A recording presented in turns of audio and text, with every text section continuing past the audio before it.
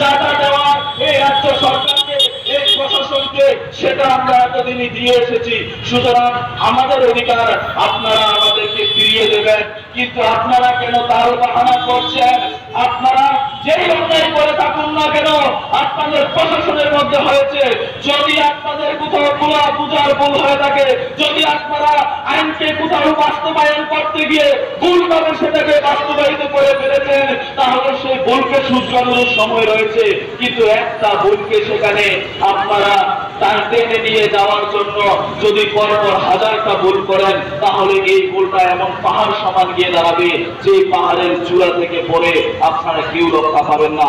তাই বলছি, যারা প্রশাসন কর্তা আছেন, যারা আপনারা জেনে শুনে আজকের দিনে না জানার ভান করছেন, যারা আপনারা একটা যার ভুলই হোক না কেন সেই ভুলটাকে কন্টিনিউ করতে চাইছেন, আপনারা ভুল করছেন। আপনারা শুধু 10,323 বোকা বানিয়ে বুঝিয়ে সেখানে আমাদের অন্যায়, সেখানে কখনো কোর্টকে দেখানো, কে কখনো এক সরকার অপর সরকারের উপরে দায়ভার ছেড়ে দিয়ে কেউ আপনারা বাঁচতে পারবেন না। আমরা বলছি, আমার সেই সারার বক্তব্য মূলে আমি বলতে চাইছি, কিছু করলে সাপ বেরিয়ে আসবে। প্রশাসনের কোন কর্তাই সেখানে রেহাই পাবেন না। আপনাদের বিচারিতা গুলো দিন দিন আমাদের সামনে স্পষ্ট হয়ে আসছে। কি অন্যায় আপনারা আমাদের সাথে করেছেন। আপনারা কোথাও কোনো যুক্তি খেলা করাতে পারবেন না যে আমাদের এই চাকরিগুলো অন্যায্য ছিল। আমরা যে দাবিটা করছি, আমাদের দাবিটা সেখানে অন্যায্য দাবি, আমাদের অধিকারটুকু অন্যায্য। আমরা আমাদের যে অধিকার নিয়ে আপনাদেরকে আহ্বান করছি, কেন আপনারা বিচারিতা করছেন? আমাদের সকল বন্ধুরা সেখানে গতকালকে আপনারা জানেন যে আমরা আমাদের সহকর্মী যারা বিদ্যালয়ে ছিল, যাদের সাথে আমরা কাজ করেছি, এরকম অনেক সহকর্মী বন্ধু যারা একটা অন্য টাইমে সেখানে রিক্রুটমেন্ট পেয়েছে এডুকেশন ডিপার্টমেন্টে, তাকে নিয়ে সেখানে বিভিন্নভাবে তাল বাহানা চলছিল তাদের চাকরিগুলো নিয়ে। তারা মামলা করেছিল তাদের চাকরি নিয়মিত করার জন্য। সেখানে আমাদের রাজ্যের মাননীয় হাইকোর্ট গতকালকে সেখানে নির্দেশ দেয় যে তাদের চাকরিগুলো যাতে সেখানে আপনার নিয়মিত করা হয়। আমরা দেখতে পেলাম এই রাজ্যের মাননীয় শিক্ষামন্ত্রী, যিনি আজকে থেকে 3 দিন আগেও সেখানে সাংবাদিক সম্মেলন করে বলেছিলেন যে এই চাকরিগুলো সেখানে নিয়মিত করা তো দূরের কথা, যদি আমরা সঠিক কথা বলতে চাই তাহলে কারো চাকরি থাকবে না। মাননীয় শিক্ষামন্ত্রী, আপনাকে আলাদা বলছি, আপনি যে পড়াশোনা করুন না কেন, আপনার যেই বিদ্যায় থাকুন না কেন, আপনার কোথাও না কোথাও ঘাটতি থেকে গেছে। আপনি বিশ্লেষণ করে সেখানে পর্যালোচনা করে কখনো সত্য উৎপাদন করতে পারেন না। আপনার সেখানে জ্বলন্ত প্রমাণ দিয়ে দিল। আপনি যাদেরকে বলছিলেন যে সেখানে তাদের সেখানে নিয়মিত করা তো দূরের কথা, তাদের চাকরি টিকবে না, কিন্তু গতকালকে মহামান্য হাইকোর্ট সেখানে দেখিয়ে দিলেন আপনাদেরকে সেখানে আপনাদের প্রতি হাইকোর্ট থেকে আদেশ দিয়ে দিলেন যেন তাদেরকে নিয়মিত করা হয়। আমরা ধন্যবাদ কনগ্রেচুলেশন জানাচ্ছি, অভিবাদন জানাচ্ছি আমাদের সেই সকল শিক্ষকদের যারা তাদের অধিকারের জন্য সেখানে মামলা করে সেখানে মামলা জিতেছেন। কিন্তু পাশাপাশি আমরা তাদের চাকরি চলে যাওয়া এটা যেমন আমরা চাইছিলাম না, তাদের প্রতি যেমন অভিবাদন জানাচ্ছি, কিন্তু আমরা আমাদের অধিকারটা নিয়ে বলতে চাই। যদি 2012 সালে এডুকেশন ডিপার্টমেন্টে আমাদের পরিচিত, আমাদের পরিবারের, আমাদের পাশের কোনো বন্ধু রিক্রুটমেন্ট করেছি সমযোগ্যতা সম্পন্ন হয়ে শিক্ষা দপ্তরে সেখানে কাজ করে যেতে পারে, তাহলে আমি কেন পারবো না? আমার অন্যায়টা কোথায়? আমার প্রতি কেন বিচারিতা করা হচ্ছে? তারা কি আপনার প্রতি যদি তারা আপনার আপন হয়, আমরা কোন দিক দিয়ে আপনাদের কাছে সৎ? প্রশাসনের কাছে আমাদের অন্যায়টা কোথায়? আইনের চোখে কোথায় আমরা দোষী? আমাদের ভুলটা কোথায়? আপনারা ধরিয়ে দিবেন। আপনারা স্পষ্ট করে দিলেন, আপনাদের এই আইনের মধ্যে দিয়ে আপনারা জানান দিয়ে দিলেন যে আমরা কোথাও বলছিলাম না। যদি তারা সঠিক থাকে আমরাও সঠিক, আর যদি আমরা সেখানে কোথাও আমাদের মধ্যে যোগ্যতার অভাব থাকে তাহলে আপনাকে প্রমাণ দিয়ে বলতে হবে তারা যোগ্য, আমরা অযোগ্য ছিলাম। সুতরাং সেখানে বিচারিতার কোনো জায়গা নেই। আপনারা যেই বিচারিতা আমাদের সাথে করেছেন, আমরা এখনো বলবো আপনারা সেটা ভুল করেছিলেন, সেই ভুলটাকে মেনে আমাদেরকে সেখানে আমাদের অধিকারটুকু ফিরিয়ে দেন। আমাদের মধ্যে যে সকল শিক্ষক শিক্ষিকারা গতকালকে থেকে উদ্বিগ্ন আছিলেন, বিভিন্নভাবে আপনারা বলছিলেন যে আমাদের দাবি আদায়ের মঞ্চের প্রতি, সেখানে সরকার তো কর্ণপাত করতে চাইছে না। আমরা শুধু আপনাদেরকে এটা বলে আশ্বস্ত করতে চাইবো, সরকার শুধু কর্ণপাত নয়, যত বড় সেখানে ধৃতরাষ্ট্রের ভূমিকাই পালন করুক না কেন, সরকার যে একেবারে আমাদের কথাগুলো শুনছে না এমন নয়। আমরা ধন্যবাদ জ্ঞাপন করছি রাজ্যের সমস্ত মিডিয়া বন্ধুদের, যারা প্রতিনিয়ত তারা আমাদের আবেগটুকুকে, আমাদের দাবিটুকুকে সেখানে তুলে ধরার চেষ্টা করছেন। আমরা আশা করছি তার মাধ্যমে প্রতিনিয়ত রাজ্য প্রশাসনও আমাদের এই দাবিগুলোর কথা শুনতে পাচ্ছেন এবং তারা সেখানে এগুলো নিয়ে বিশ্লেষণ করছেন কোথায় আমাদের দাবিগুলোর মধ্যে ভুল ধরে যায়।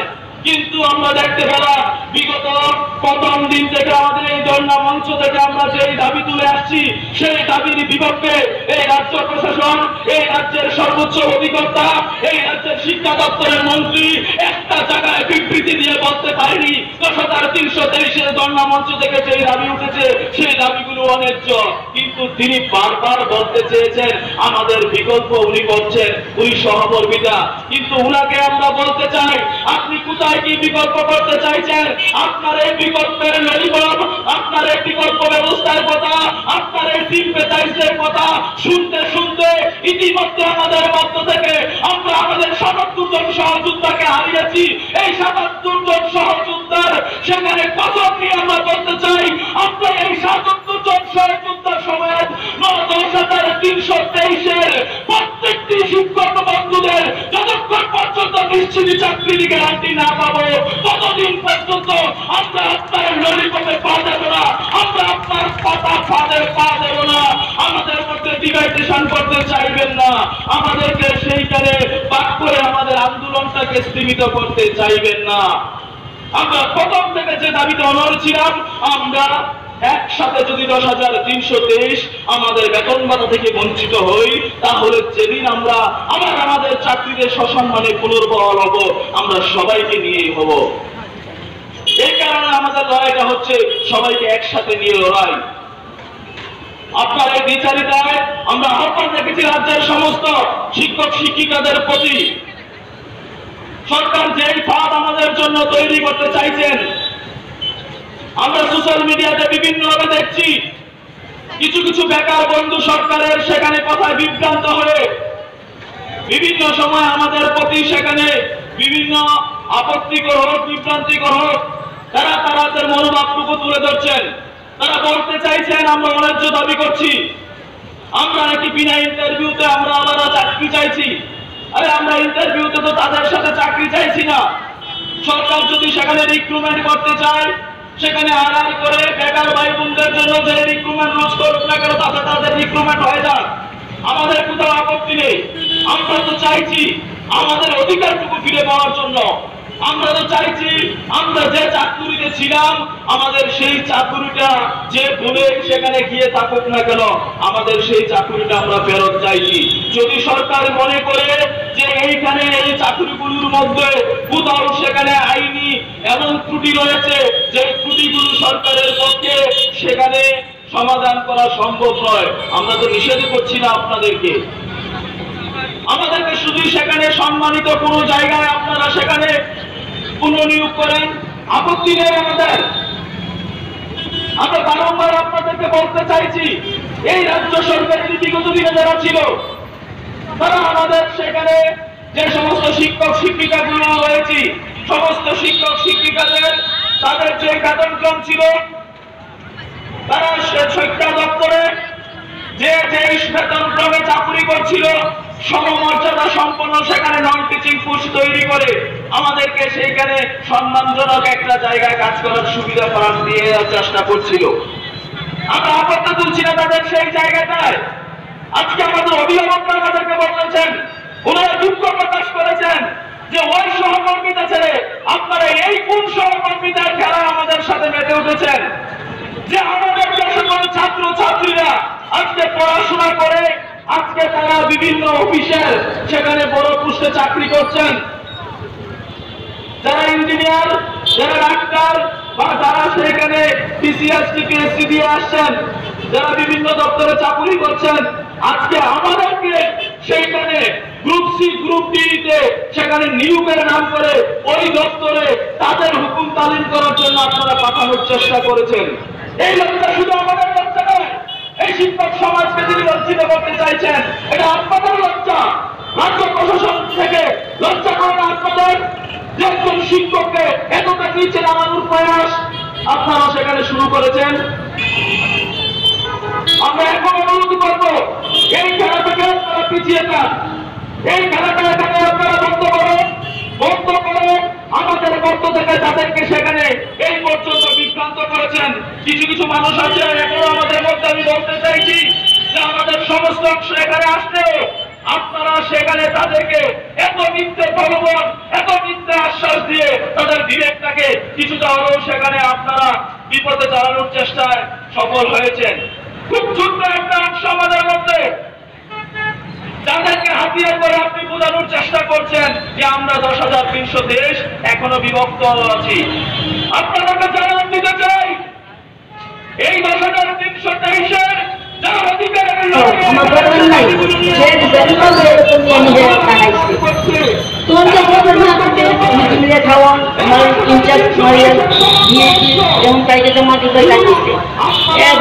খাওয়া দাওয়া ছেলেদের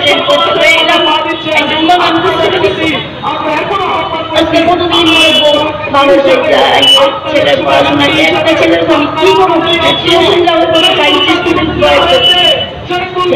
মা বাবা ভালো না, ভাই ভালো না, ভাই ভালো এই ঘরের মধ্যে মা কি যাবো আমি চাকরি ছেড়ে করতাম না, দিচ্ছি আমি তুমি চাকরি না ধন্যবাদ থাকতাম না। আগে আমি আগে আমার মধ্যে ভুলেছি আমার ছেলে করছে না, মুখ্যমন্ত্রী শিক্ষামন্ত্রী বলবে এক বোতল বিস্কুটের মা ছেলে খাইলে বলেছে লেখে দেখবে দিচ্ছি না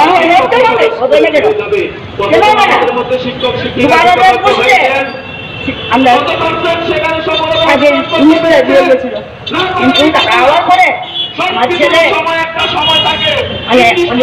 অনেক কিছু দিয়েছে আমার ছেলে এসে তুমি না আমার ছেলে মা মিছিলে পেয়েছে চাকরি হচ্ছে এরপরে কি হলো না আমাদের গোপীন তাদের চাকরি আইনগতভাবে শিক্ষা বিভাগে আর হবে না, কি হবে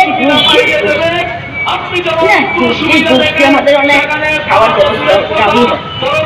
এরপরে বলছে তখন কিন্তু লেখা ছিল না তাদের ইন্টারভিউ দিতে হবে, এরপরে বসটা করে চাকরি হবে কেমন হবে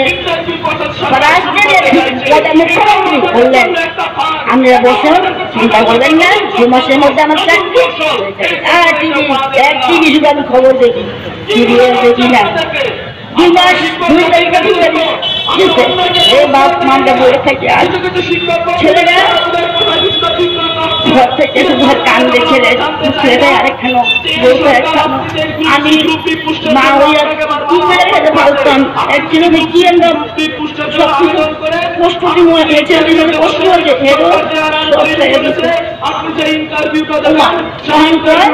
তারা পরীক্ষায় ছিল। আমার ছেলে যেগুলো বললো আপনার ছেলে যে ফিতে ভরে মারান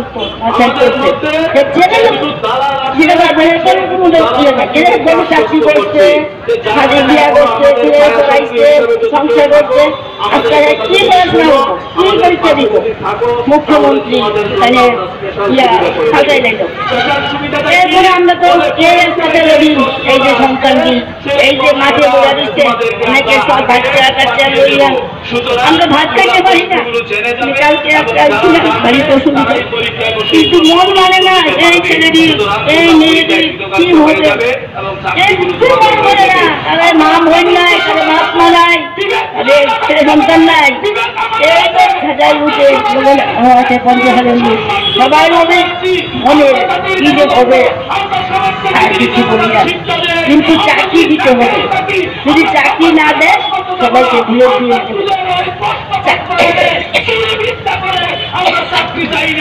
এই পুলিশ আন্দোলনে চাকরি চলে গেছে আমার ভাই জানিয়ে আনবে জেল খাচ্ছে, পরে এই পুরা মাসের বেতন চাকরি সব নিয়ে পুলিশ আন্দোলন সেখানে আদায় হয়েছিল, সমর্থন হয়েছে। কিন্তু আমাদের আন্দোলন সমর্থন হবে। উনি বলেন আমাদের কেনাকাটা খাওয়া আমরা দেয় না, তারা পাশান না, রিক্সা অটো চালক ব্রাহ্মণ যখন ইচ্ছা হচ্ছে ছুটি দিয়ে যায়। পার্টিগত মানুষ, আমি পার্টিগত মানুষের খাওয়ান দেয় ভূমিকা করতে পারেন মুখ্যমন্ত্রী জাতীয় বিশ্বাস থাকছে। আর কি বাড়ি যাবো, একটা করে যাবো, এবার এক বলুন বলতে পারি আর আমাদের কি বলছে।